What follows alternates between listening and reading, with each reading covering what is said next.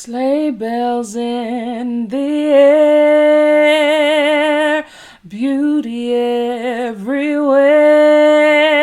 Yuletide by the fireside, and joyful memories there.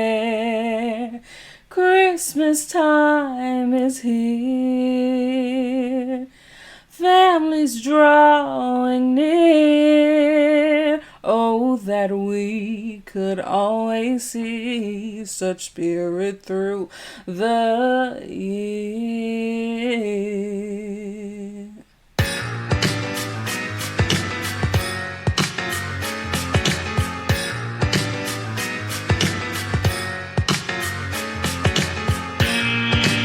Hello, Home Slices, and welcome back to Sup Media Reviews. Season 2 is here, and we're kicking things up a notch. We're diving into music, TV, and movies from over 20 years ago, plus we're kicking off a brand new YouTube series that's going to bring even more fun your way. This season is full of fresh reviews, special guests, and plenty of laughs. Ready to jump in? Let's get into this week's episode.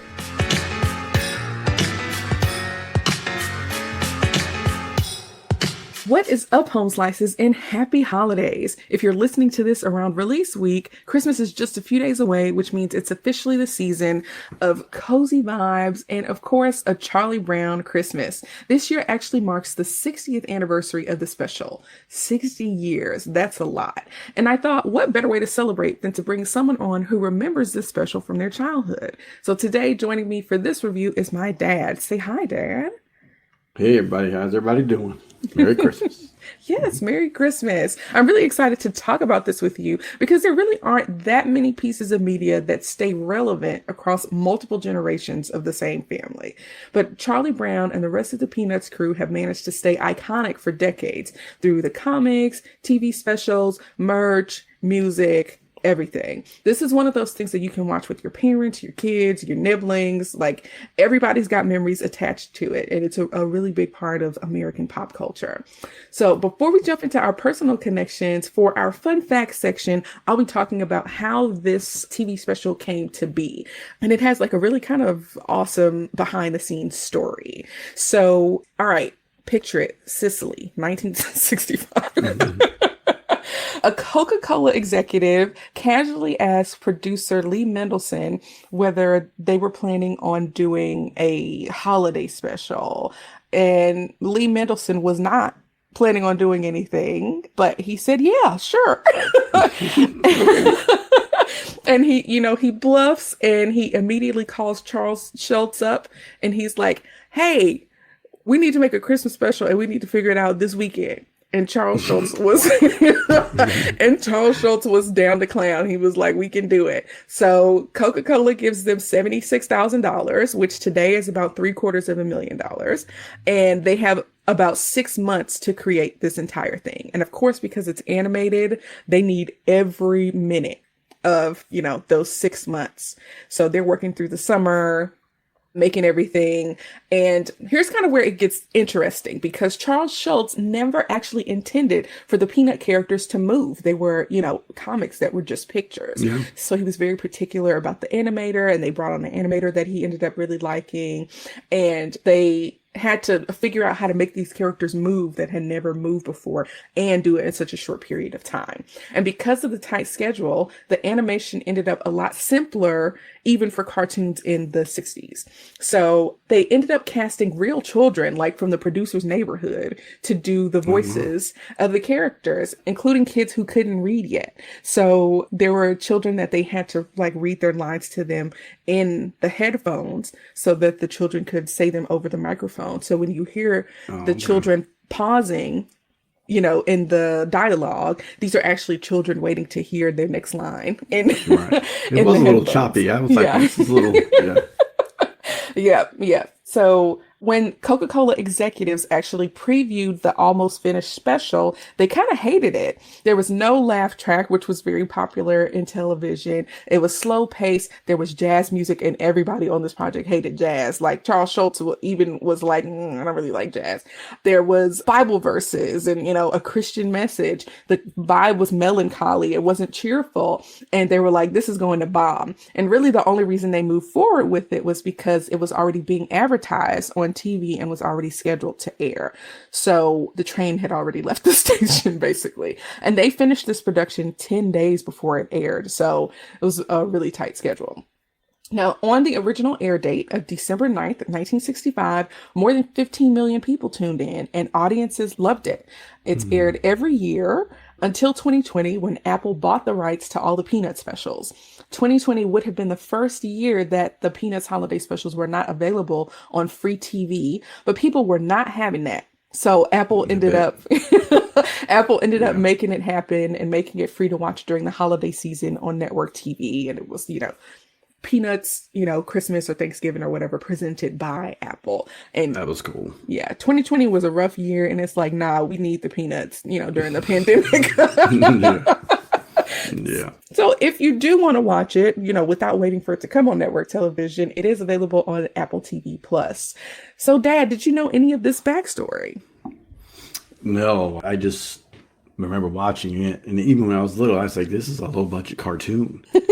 But by the time I watched it, it was the 70s. So it was probably like 10 years old. So even by then, it was like, oh, this is a little low budget. But I didn't care. It was Charlie Brown and Snoopy and all the gang. And it was cool. But it was quite an event waiting for it to come on. I want to say it was CBS that carried. It was funny how certain, like CBS was Charlie Brown, ABC was Rudolph and all that. Okay. I can't remember what NBC had, but yeah, I think CBS was Charlie Brown. So we knew it would usually come on the Sunday before Thanksgiving and like right after 60 Minutes. For some reason, I don't know why I remember that. It was kind of something that sticks. We kind of knew when to look for it, and where to look for it. So it was, an event. Oh, Charlie Brown's coming on. And sit around and watch it and have a cup of cocoa or something, or popcorn or something, and enjoy it. But yeah, I didn't know about the rush to put it together and all that. But growing up, Peanuts was in newspaper and comic strip. And we also had the little books, what do you want to call it, little paperbacks. Okay. And they had ones you can do. And I remember elementary school, we'd trade those around. Somebody would bring some in. Had a buddy that had a lot of them. And he'd bring some in and just pass around class. You didn't want to read nothing heavy, so you just read Snoopy or something. Here, just give me a Snoopy book. I don't want to read, Mark Twain and give me a Snoopy book or. Yeah, that's when I fell in love with, that's when I kind of fell in love with the Peanuts and stuff. Oh, that's neat. That's cool. What do you think about like the overall cultural significance that Peanut has had? Well, see, I don't know if when did he started the comic strip, in the 50s? Oh, I actually don't know. So it already had a following. So when it came to TV, I'm sure it was a huge thing. And color TV being not that old in 65, but old enough, and you'd want to see them come to life. And people had been, I want to say in the 50s, he might have started doing this. It was October 2nd, 1950 was the first. That's right. I knew it was it. So that's all 15 years of it being in the newspaper every day. And people look to see and read it. And even when I remember I was in the Army overseas in the Stars and Stripes, they had the Peanuts comic in there. So it had a following. So I bet when it came on TV, I wasn't born even then. But it wouldn't surprise me that they couldn't push it back once they announced it was coming. People were like, hey, entertainment was limited. You had 3 networks. You had radio, which I don't know if they ever had a radio show. I'd be curious if they had like a radio thing. But to hear a voice come on for Charlie Brown really must have had some significance to people. He already had his personality on there. And just to hear what kind of voice was behind this personality. And I think they did a good job. I'm like, yeah, he's what do you call it? A worrisome little child to me. He was he put the weight of the world on his shoulders almost. Yeah, essentially. But yeah, you're right. And had, a 15-year history before the show and this TV special. And it's really interesting to think about, like, nobody knew what these characters sounded like. None of them had ever seen Charlie Brown move. It was always a still, picture in a comic strip. And so no wonder like lots of people tuned in to be like, oh, what is this going to look like? And the thinking about like as a child growing up, media had kind of already blown up, right? Like, so if I think about a comic strip that I enjoyed was the Boondocks. So like the Boondocks has a show, or like if you see something else that is a show and a video game and a toy or action figure, and like they build a whole universe economically around a certain, property or franchise or whatever. And this is going from one form of media to a more modern form of media. And I could see how that was a big deal in 1965. Yeah. Okay, cool. Well, for me, I enjoyed reading the Peanuts comic strips when newspapers were still a thing. I was pretty little, and I would like to do the puzzles and like make an attempt to do the crossword. But then, of course, Peanuts was always the very top. Right. That was always comic. the number one slot. Yeah. And I love how recognizable the characters are, how it was simple but expressive. They were funny. Charlie Brown was always this quiet, kind of like melancholy kid who reminded me of other characters like Arnold from Hey Arnold, or like Doug, more mature than like the other kids around him, and more introspective. Right. Yes. But yeah, over the years, I've watched a number of the specials, and my mom introduced me to one called No Dogs Allowed that she really enjoyed, which is a fun one too. That was a good one. Yeah. Well, that was Snoopy Come Home. Yes. And No Dogs Allowed was what the people would say to him. Yeah. Right. And that was probably the saddest one. Yeah. And that was like it was like almost like a 2-hour on network TV. It was 2 hours. Oh. So it was, and that one was long. Yeah. Snoopy Come Home. That was good. That was sad. I remember that always being a sad one, but it was good. And then there was the one where they go, somehow they're at camp and it's a race, a raft race or a boat race. I can't think of the name of that one. That was fun. And there was bully kids that were sabotaging their boats. Okay. And Snoopy, of course, had a cool something. He always had the cool, just like in this Christmas. He always was the cool one that had something, had a cool boat, a cool backstory. Do you remember the whole Red Baron thing? Do you remember that in the Flying Ace? He'd get on his doghouse and pretend he was like a World War II or World War I that's flying. Right. And he would wear the pilot. Or the helmet, Right, and the goggles and the scarf. And pretend he was shooting down planes, and he had a whole backstory of his little fantasy going on. Snoopy was the favorite to me, and probably anybody would say that. Yeah, yes. Snoopy, of course, is super iconic, and Lucy pulling a football, which even though it doesn't happen in this special, like we, have Linus in his blanket, we got Schroeder on the piano, we have the Vince Guaraldi score, the it's very iconic. We have Christmas Time is Here, which I didn't realize was written for this special. This was the origination of this song. And Lee Mendelson got like his son's 6th grade class to sing this song. Okay, I'm going to say raw, but it was amateurish. I was like, it always felt depressing to me. I don't know it was just so, not blah is not the right word, but it was like, they didn't sound happy. It was weird to me. Very Charlie Brown. Right. I'm like, what a strange cartoon for people to latch onto and to be, you think cartoons happy, crazy, run around doing cartoon stuff, but these kids were worried about deep things sometimes, and it was, but I always had to read it, see what was going on, or watch it. Yeah, for sure. It's like everything about this special and the Peanuts are very iconic, a big part of American pop culture. And we all kind of know it, even if we don't know it. Like, I feel like even younger people, younger than me, would probably still recognize a lot of the different things and characters in the Peanuts. So yeah. Okay, let's move on and talk about a few of the iconic characters that pop up here in the Christmas special. Watching everything again as an adult is very interesting for me because I actually maybe have seen it once before, but everything kind of felt new to me watching it again because I typically don't watch it every year. So let's start off with Charlie Brown.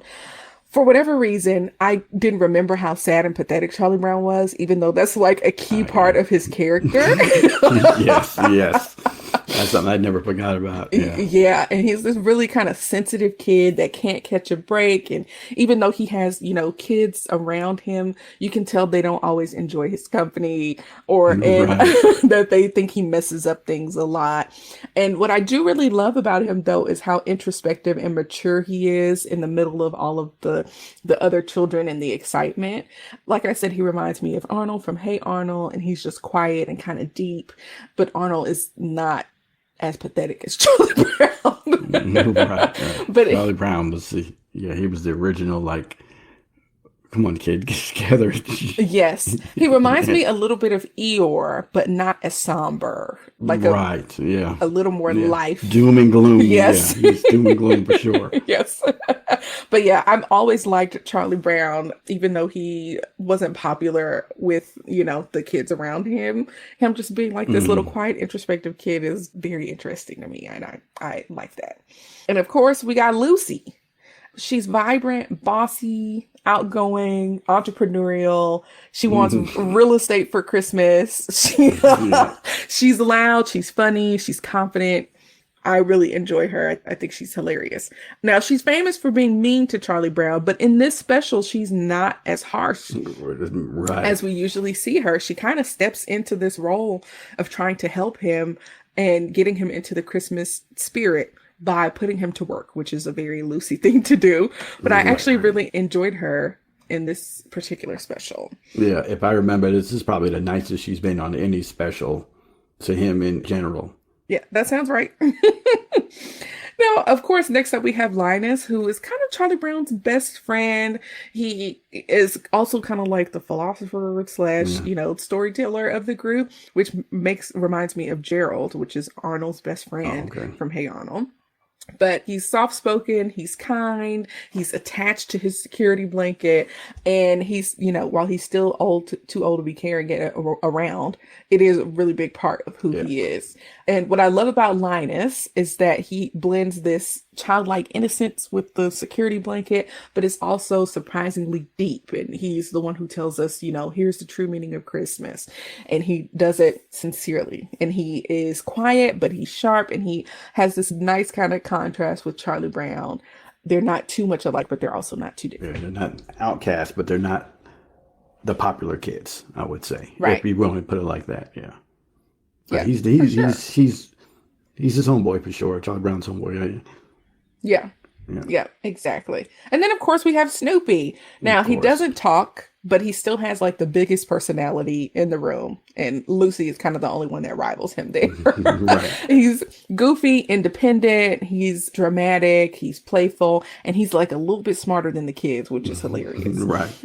He likes to dance, he likes to tease the kids, he competes in Christmas light contests, and makes money, which is hilarious. And he's one of the most beloved characters from the Peanuts universe, and I get it. He reminds me a lot of Pork Chop from Doug. But he's the pet that sometimes feels like the grown-up in the room. So, and he's very silly about it. I enjoy it. And then we have some side characters, of course, who still make an impact. We got Schroeder on the piano, giving us the gorgeous musical score that everyone knows. We got Pigpen, who is just gross. With his dust cloud. It's gross, but it's iconic. Yeah. And every classroom had a Pigpen. Yeah. Every classroom did. So, Dad, before we dive deeper into the actual story, do you have a favorite Peanuts character? Or did you grow up around any kids that reminded you of the Peanuts? Yeah, man, it's Snoopy. You can't. Snoopy's just got it going on. Yeah, he had another alter ego called Joe Cool. Do you remember that? I've heard the name. Yeah, Joe Cool. It comes from Snoopy, and there's T-shirts with it on it, and there's like today there's modern quarterbacks. Joe Burrow of the Bengals, Cincinnati Bengals.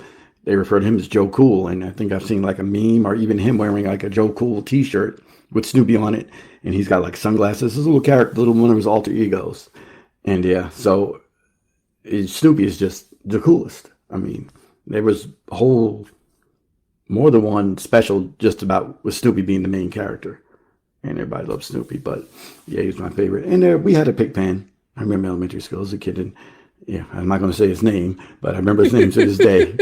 It was one of those. Do we have like a Lucy? Not really. I can't remember like a Lucy, but There was a couple of Charlie Browns, I would say. Okay. I can't remember everybody's name, but there were people that were just a little blah, a little on the down, well, how you would say it, emotionally quiet, I guess you could say. But Okay. it's kids like that. Yeah, I mean, I know a few people that remind me of these characters too. For some reason, Lucy is also giving me Miss Piggy vibes, and Okay. maybe Charlie Brown would kind of be Kermit-ish. But I really enjoy characters that are kind of offbeat, like they're not what you would expect them to be. So To be the lead, basically, right? yes, yeah, yeah. Right. Yeah, for sure. Okay, so of course we love all of these characters. You'll note that some of the iconic Peanut characters are not a part of this special because they hadn't been created or folded into the Peanuts just yet. So Peppermint Right. Patty is one of them. I believe Franklin is also Came along. one of them. Came So Peanuts continue to evolve and add new characters over time. It was some of the characters I didn't remember as much. I Okay. remember Violet. Okay. She was like kind of like the mean girl Okay. to me. And then there's the twins. I don't remember there being two of them. I remember the one. I remember the character. They just drew another one, but I was like, "Wow, I don't remember." I never crossed my mind. Made me remember. Oh, there's a set of twins in this group, and especially when they were dancing, they had the same little dance, and I'm like, I said, "Wow, I don't remember those being two of them." I remember if you would have showed me one of them, say that's from the Peanuts, and I can remember the names, but I said I don't remember them being twins. It's interesting stuff you pick up on now. Yeah. That I just didn't before. Well, yeah, for sure. There's a lot of them, and there's more, even more that join later on. So, yeah, this nice neighborhood of children. Okay, so let's go ahead and get into the actual review. Okay, so the special opens up with the gorgeous, serene winter scene. All the neighborhood kids are out ice skating, throwing snowballs, and just having a lot of outdoor fun in the snow. And behind all of that, we hear Christmas time is here from the discordant kids. And again, it's an original song, which I didn't realize originated with this TV special, but now it's kind of a Christmas standard, which is fun. From there, we get our first glimpse of Charlie Brown and Linus walking together. And Charlie lets Linus know that he's kind of struggling this year. He hasn't gotten a single Christmas card. He's not really feeling the holiday spirit. And honestly, he's just kind of emotionally depressed, even for Charlie Brown. Right. and and it really sets the tone for this special because, you know, this kid is surrounded by holiday joy, but is disconnected from it. So meanwhile, Lucy is, you know, hanging out with some other kids and she's being dramatic and hilarious. And she doesn't eat December snowflakes, only January ones, which is so funny to me. And we get this cute scene where the kids are throwing snowballs at a can that's like stacked on top of a fence. And Linus uses his blanket as a slingshot to knock it down. And I really love moments like this because it really grounds us in a different era. Because these kids are outside, they're making up games, they're making their own fun out of nothing. You know, there's no tablets, no gaming consoles, just snow and imagination. And after that, Charlie Brown goes to Lucy's psychiatric help booth where she charges 5 cents for advice. And she ends up diagnosing him with seasonal disappointment, basically. And Lucy is like, okay, here's your solution. Immersion therapy. We need to put you on a project. And so to get you in the holiday spirit, you can direct a Christmas play. And Charlie was like, okay, cool. And so while this is happening, Snoopy is entering a Christmas decorating contest for his doghouse for a cash prize. He's got lights and ornaments and all of that stuff going on. And of course, this ties into like the central theme that comes up about the commercialization of Christmas. And immediately afterward, we see more of that where Charlie Brown's little sister, Sally, is dictating her letter to Santa because she can't write just yet. And she starts listing off, hey, okay, I'm going to give you the colors. I'm going to give you, you know, the gifts. But if it's too much trouble, just send money. Yeah, just send money, yeah. I'll take 10s and 20s. Right. And Charlie Brown is just over it because it's like, he's really exhausted by how commercial Christmas has gone. Yeah. So that's where we are. This is the setup for the whole special. Dad, what do you think about this so far? Yeah, it's funny what I remember. I was like, yeah, Snoopy being the coolest. He's got a contest going on. And Charlie Brown, just him seeing like, and that was the theme. Even my dog has it going on, basically. And how come I can't get in the mood and my dog is in the mood? But the theme with Lucy and the therapist being, that always made me funny. I said, that's really deep to have a kid being a therapist, charging money, and kind of giving that's sound advice right I there. think so too. I was like, so you can't get in the mood here. Why don't you direct this play, and this will help you get, and they needed a director. I don't know if she had an ulterior motive, but, but either way, it worked out for both of them to get something going on. And yeah, it was really cute. And then, like you said, being outside, I remember that growing up. If it snowed, the first snow, everybody's outside. And we're snowball fights. It's probably the first order. And then once that, you might try to build a fort. Or you might, some of you were older, you might go make some money shoveling somebody's driveway or walkway. But being outside was, especially around Christmas. If it snowed around Christmas, oh, that was a good time. Yeah. So, Dad, you grew up in New York. Unlike me, you had snow in your childhood. I have no memories of snow during my childhood at all. Which was your favorite winter activity to do? Did you sled at all? Yeah, we did sleigh. We go sleigh riding. Like I said, I don't mention this before. I had a friend that he was the youngest in his family by far, so they spoiled him. So he had everything. So we had multiple sleds. Nice. I never owned a sled. I would just go. He always had extra. You go to Rob's house, and then we'll go from there. We had a very hilly neighborhood, and there was a golf course, and we go sleigh riding on the head. Somebody would, just like in the Christmas Vacation, I remember somebody would have a fire at the top, and you'd go sleigh riding down there, and snowball fights, building snow forts. We'd make ice cream out of snow. My grandmother show had given us ice cream maker out of snow, and there's a special syrup we use. It's come to be a flavor. Snow something, I can't remember. Some brands have it, yeah. And we do that occasionally. But yeah, that, especially the first big snow of the year, it was a good time. Okay. That's pretty neat. That's, again, memories that I don't have growing up in the South. Anytime it snows, Calvin, my husband, wants to have a snowball fight. It's such a good time. Yeah, it's always. And then as we got older, we got a little more mischievous with that. Stuff that was borderline criminal. It was we were bored kids. Yeah. Before video games were a thing to keep us inside when it's cold. We were outside making our own fun. Yeah. And when you get older, For sure. Yeah, I mean, for me, I like the big theme that is coming across early about the commercialization of Christmas and how Charlie Brown is like painfully aware of that, at his young age. And it's like, oh, Christmas is about consumption. And we got Snoopy with the decorating contest and Sally asking Santa for money. And Lucy wants real estate for Christmas. And I feel like this message still really applies to this day. Like, we live in a capitalistic society and we can see the impact of that. The Halloween stuff goes on sale during Labor Day and Christmas items are available before Halloween is over. It's, these seasons are being extended and the holidays are major shopping days and, companies put everything on sale and there's scarcity around certain toys and, electronics and, all of those types of things. There's extravagant lighting displays on houses and, every time Black people pass by, we're like, I bet their light bill's high. Yeah. So I think it's easier now probably than ever to lose sight of what the holidays are really about.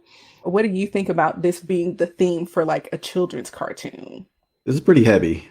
And as a kid, I really didn't get it as much because your grandma didn't go overboard with Christmas. We'd get stuff, but it wouldn't be all encompassing and, you got to get us whatever we asked for. No, it wasn't that.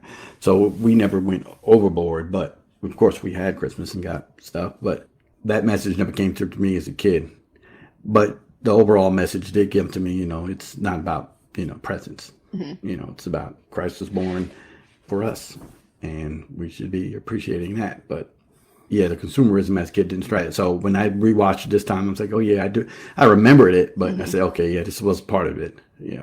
I didn't remember Sally's little letter that much. I remember her doing it, but I don't remember what it was about. And when she said the thing about the 10s and 20s, I might have LOL'd. I was like, wow, Sally. Even Charlie was incredulous. 10s and 20s? Like, how much money are you expecting? Yeah. I think it's very interesting for a cartoon like this to have such depth And Charlie Brown is kind of like the perfect character to bring this to the forefront, interestingly. Right. Yeah. Interestingly enough. Okay, well, let's move on to when the kids are actually heading to the theater or at the theater for the big Christmas play rehearsal. Now, once we move over to the auditorium, we get one of the more iconic scenes that we see across multiple specials where all of the kids are dancing to the, Charlie Brown theme song. And Schroeder is like shredding on the piano with, the classic jazz track that was created by Vince Guaraldi. His music, of course, is responsible for a lot of the personality of these specials.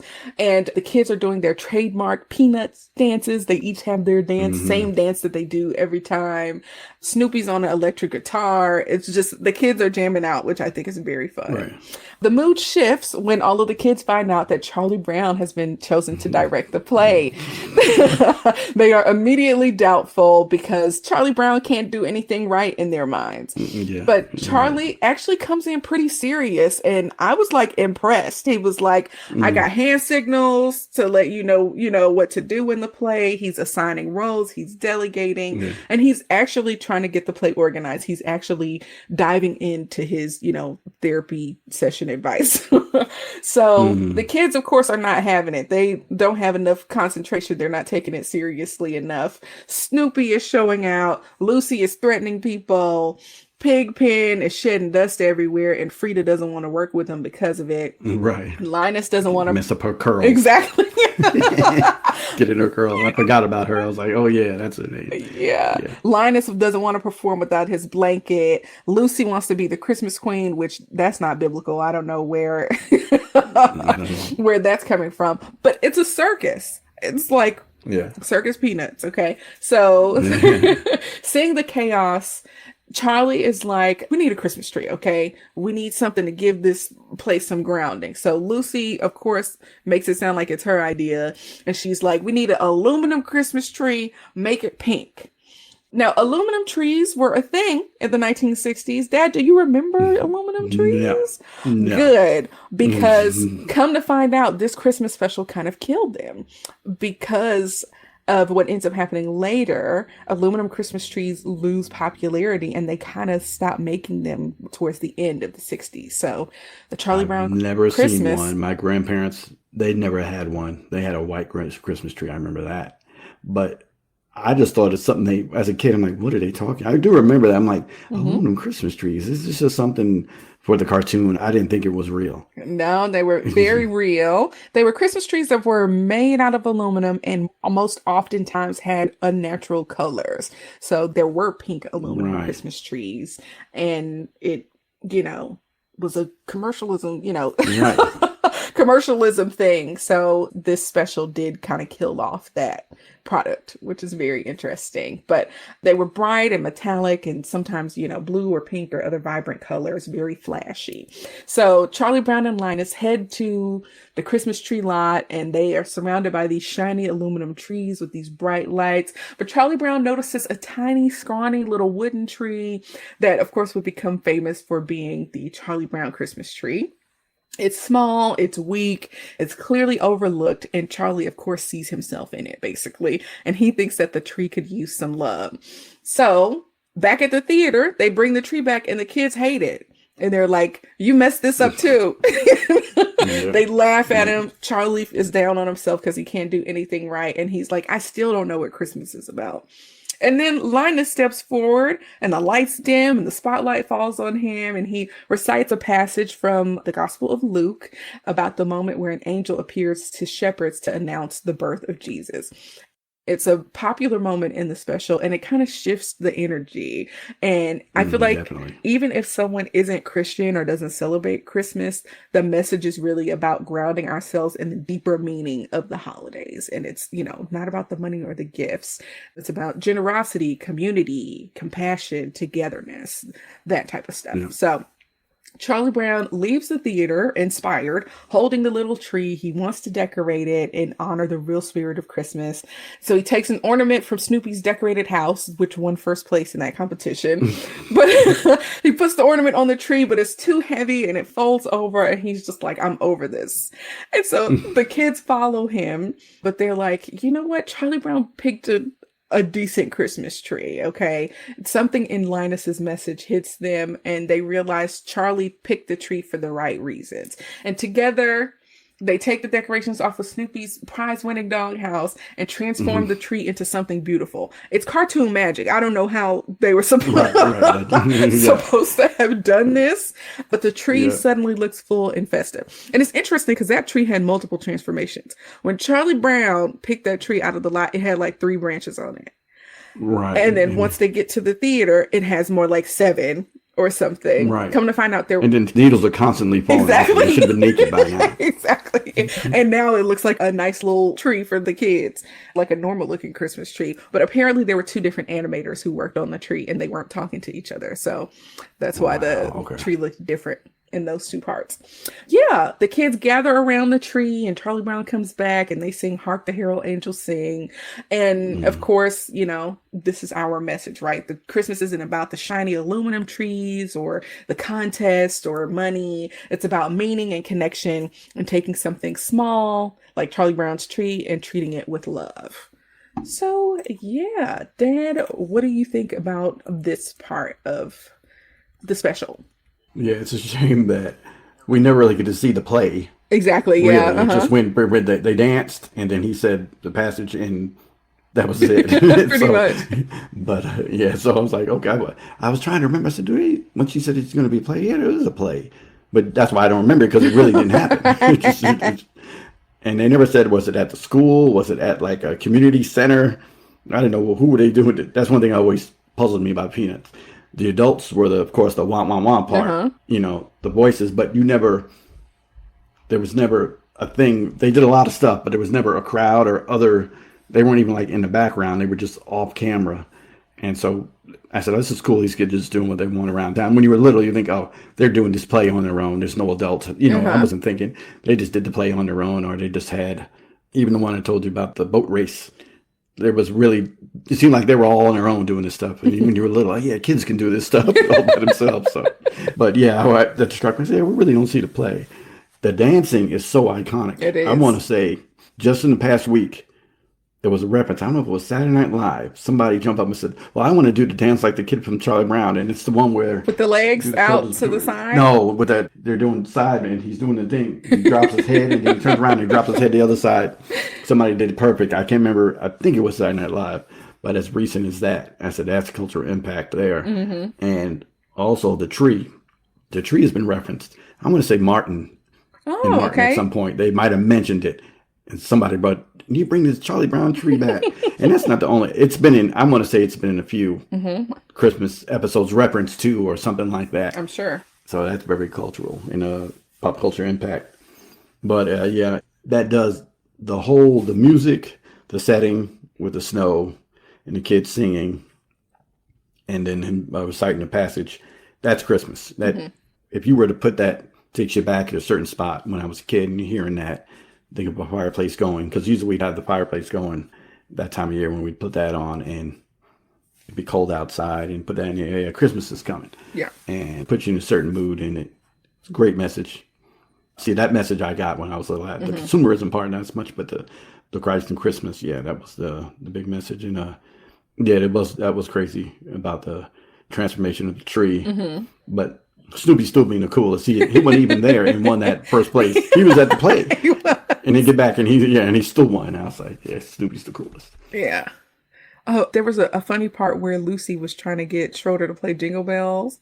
And oh yeah, I'm glad you brought that. I didn't remember that. And I was like, oh, that's hilarious. He was so done with her. He was. And he hit it on the head when he played the monotone. What did he call it? One key at a time. She's like, yeah. Oh man, that was fun. Yeah, I like that too. I enjoyed it. It was hilarious. Yeah, I found it interesting how seriously Charlie Brown was taking his role as director. I was like, that kind of. You always had a kid like that too in school, though. Look, we're goofing around. If something's going on, it's about to be Christmas break. Let's get through this and get out of here. Yeah. But there was always a kid that took it. But he had his point. Yeah. I mean, he was director. Yeah.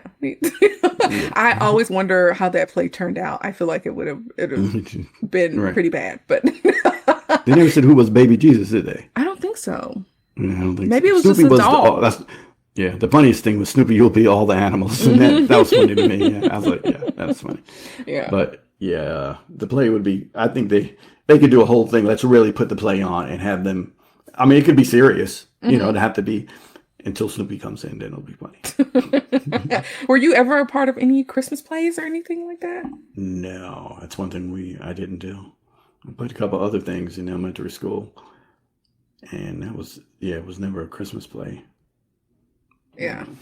We did like a few things for church, but not a big deal. Yeah. Okay. Yeah. So yeah, we talked about this before, the aluminum tree thing and how Charlie Brown Christmas killed it. So you actually never saw one. Never. Okay. Till I watched till you said it. I didn't know that was a real thing. Yeah. I am going to look it up later and see some actual pictures because it sounds not horrendous, but it sounds very manufactured and not genuine. Gaudy is the word that's coming to mind. Yeah, gaudy and I don't even understand if it's a big round tree that doesn't bend, how do you get that in the door? Like a regular tree, you can wrap the branches up and bring it in and then undo it and it'll fold out. I mean, they could probably still have the hinge, you know. Oh, it's just like a folded. It might still fold. Yeah, maybe. Yeah. But yeah, what do you think was why the small Christmas tree resonated with people so much? Because of what it ended up as being, and first being Charlie Brown. You know, Charlie Brown's just the screw up, and he's just a poor guy. You think a poor guy, but that was his fault. Why would you pick that tree? I was trying to remember before they went out there when they were going there. I said, "Okay, I'm going to end up with that little bitty tree," but I'm trying to remember how did they pick that out of everything else? And I said, maybe there's. I thought there was. I don't know why I thought there was budget constraints. I thought that's what it was the whole time. It's like I only got $1. We've only scraped up $1 and to get the tree, and it's the only one we could afford.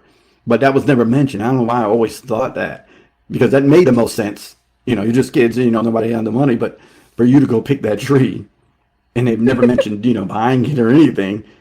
I don't know why I always thought there was they're like, oh, this is good, but that's this much. I could have swore that was the thing, but he just picks it. I'm like, all right, Charlie Brown, if money wasn't concerned, you brought it on yourself, but maybe it just hit him a certain way, I guess. I don't know. Yeah, I mentioned this before. I think Charlie Brown saw himself in this tree. Like, it's something that nobody wants around. Right. Like, he saw himself in the tree. But I also think it's like a reflection of how his mood was. Like, all of these other trees are festive and joyous, and Charlie Brown isn't feeling that. And this tree was more of a demonstration of his mood and how he was, you know, not necessarily feeling in the spirit, but still wanting to, saying, oh, this tree could use some love, which, you know, really embodies what the spirit of Christmas is about. So, yeah, it's a big deal. And like you said, it's been mentioned multiple times. Yeah, anytime a scrawny tree is seen anywhere, it's a Charlie Brown. It's a Charlie Brown. You know? It's a Charlie Brown Christmas tree. Yeah. I want to say Good Times didn't say it. Somebody had a Christmas branch. I can't remember who that was. A Christmas branch. Yeah, something. But yeah, you can't see a scrawny tree and not think of Charlie Brown Christmas tree. Yeah, exactly. Yeah. Well, what do you think about the inclusion of a very Christian message in a Charlie Brown Christmas? It was good. It wasn't over the top. You know, the kids themselves never said it's about Christ. It's about, you know, his birthday and whatever. It just let the passage speak for itself. And the song, Hark the Herald Ladies Sing and all that. But it was subtle enough, but the message got across to where people wouldn't, networks, even back then, they were probably worried about, okay, we can't, you know, put religion too much into this presentation. But I thought it was appropriate and it was fine. Even if you, maybe the faith wasn't your faith, you got something out of it. You know? Yeah, I thought it was quite interesting too. And networks, of course, were worried about it, of course.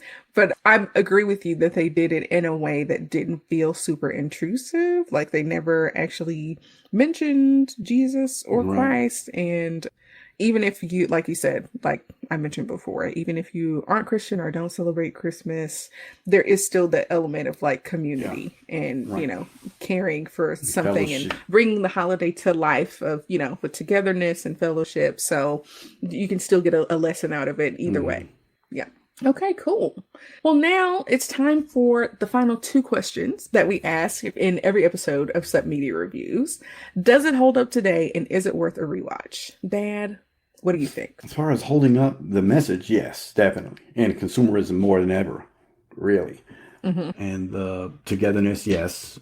I think in these last few years, that really should hit people a certain way. But the only thing doesn't hold up is the animation's a little rough. But I just think, oh, this is the 60s. It's not even the 70s animation, 60s animation. And it's a little rough. But as far as the message and all that, definitely holds up. Yeah. For me, I honestly think that Charlie Brown Christmas holds all the way up, which is remarkable after 60 years. I enjoyed watching it way more than I expected because, again, I either hadn't seen it in a long time or hadn't watched it all the way through at all. But even with the slower pacing and the simple animation, especially compared to what cartoons can do today, it was still a really fun watch with a good message. And I think that's part of the charm. Like, even it has a somber tone, it's quiet, the visuals are simple, but it creates this like cozy, reflective vibe that takes us back to, it's still an earlier time, and it still works. Right. Yep. And of course, the themes still hold up, feeling overwhelmed by the commercialization of Christmas and, feeling like the holiday has become about how much you're spending instead of who you're spending it with. And those are things that, kids and adults still deal with and can still learn from, especially now with how intense consumerism has been around the holidays. So I think it's refreshing to like revisit something that reminds us this time of year and what it's really about. So yeah, coming together with community, if you celebrate Christmas and you're a Christian, about Jesus being the reason for the season, making something meaningful out of the time together. And that's what the little Charlie Brown, Christmas tree represents. The monologue that has a Christian message, plus the symbolism of the tiny tree being transformed by the group has a broad, universal appeal. So visually, I think it's really interesting because even though, of course, the animation doesn't necessarily hold up to modern standards, I love that it's really simple because these are comic strip characters, right? They are still in comic book form. They're still very 2D. And I feel like it's more of a time capsule situation of like, I love seeing how they animated the dust around Pigpen. It's hilarious. Like, and seeing that stuff come to life in a simple way that still gets the message across. I think it makes sense. So yeah, I feel like it definitely holds up. I think it's for sure worth a rewatch. People rewatch it every year, and it's a big tradition. And, to the point where people fought for it back in 2020 when, Apple wasn't going to make it available on TV for free. So people love the special, and I get it. It's cozy, it's meaningful, it's quick, and it sets the tone for the holidays. So people revisit it every year, and I probably will now too, because I hadn't watched it in a while. Okay, so I agree. Yeah. Dad, any final thoughts before we move on to the ratings? Like you said, I really hadn't seen it from beginning in a while, and it brings back great memories and great feelings, and to see things I hadn't noticed before. Yeah. Definitely worth I don't think I mentioned that before. Definitely worth a rewatch. Every year you should watch it. Yeah, for sure. Okay, so let's talk about the ratings real quick. What do you think the critics and the audience rated A Charlie Brown Christmas on Rotten Tomatoes? This would be hard. I would say I'm going to go somewhere around 70%. For both? No, probably 90 for Rotten Tomatoes, 70 for the audience. Okay. I'm being a little humbug here, but I'm not sure if they're going to get it. You should give them more credit than that. The critics gave it 86%, and the audience gave it 93%. Okay. Yeah. I feel like the audience is right on the money. Yeah. Yeah. What would you rate it? Oh, that's probably 93 to 95.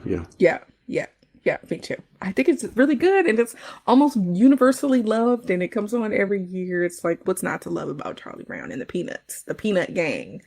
Okay, cool. Well, thank you all so much for listening to our review of A Charlie Brown Christmas here at Sub Media Reviews. I want to say a special thanks to my guest today, Dad, for joining me. Dad, did you have fun walking down Candy Cane Memory Lane with me? Yes, I did. Enjoyed it very much. Thanks for the reminder to make sure I watch it. And it was very nostalgic, heartwarming. Yeah, for sure. I'm really happy we got a chance to talk about this iconic TV special, especially on its 60th anniversary. That's something else. When you said 60, I'm like, oh, wow, that is, wow.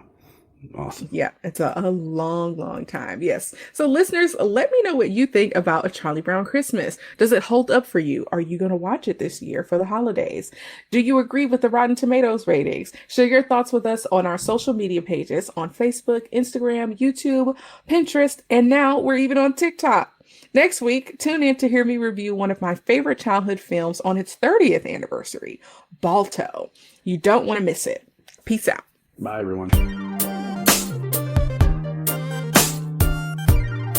Thanks so much for tuning into this episode of Sup Media Reviews. New episodes drop just about every week, and our brand new YouTube series is coming your way. So make sure you follow us on YouTube, Instagram, Pinterest, and Facebook so you never miss a thing.